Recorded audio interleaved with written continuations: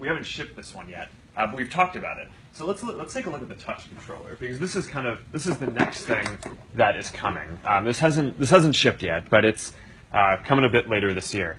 So Brendan just showed the Xbox controller, but one of the neat, awesome things that we're building now is getting not only your vision in VR, but the hands as well. So this kind of works the way that a controller would work. Except in addition, it also is tracked. So you have the sensor, and it can pick up similarly invisible LEDs here. So as you're moving around in VR, you can see your hands, and you can interact, and you can grab things, and I can pick something up and throw it to Shref. Yeah, you can fist bump. VR. Yeah, you can play ping pong or tennis or. It's like a natural extension of yourself. It really brings your hands into the game. Yeah, and one of the things that's awesome about it, it's very ergonomic and comfortable. I mean, you don't have to just be holding and gripping something for an hour if you're using it. I mean, you can kind of just let it go, and it just gives comfortable little loops in your hand. So when you want to squeeze it, you can. If you want to pick something up, if you just want to kind of hang out, you can do that. It's super comfortable. It's a really good experience. So we're looking forward to this coming later this year. Yeah, we designed it for long-term play. All right, so. With this launch, even though we're not going to show this right here, there's also a lot of games that are shipping and are ready for launch. We've invested a lot in a lot of the best game studios around the world. So that way now it's 30 games, right, are shipping over on day one, though, right? That's right. And then probably more than 100 over the course of 2016. Yep, we have dozens more in development.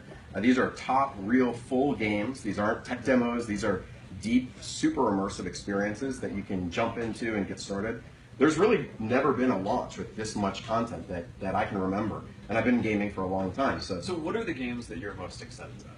So The Climb is one of the really exciting new games that's coming out, which allows you to feel like you're actually on a cliff, and you really feel like you're one hand over another climbing up the side of a cliff. And I'm very scared of heights, and so to be able to do that in VR is an experience that I wouldn't have physically because I wouldn't climb up a cliff. Yeah. That's a great experience. There's Eve Valkyrie, which is a space fighting combat where you get to sit in a combat and explore space and go out and fly this ship, and it's just a super immersive, really fun experience. Yeah. We're also bundling Lucky's Tale, which is a platformer. Yeah, I like that one. Yeah, Lucky's Tale is a lot of fun. I'm a Mario guy, so I mean, so Lucky's Tale is pretty similar, and is for people who are used to playing that kind of a game. I mean, it's a great experience in VR.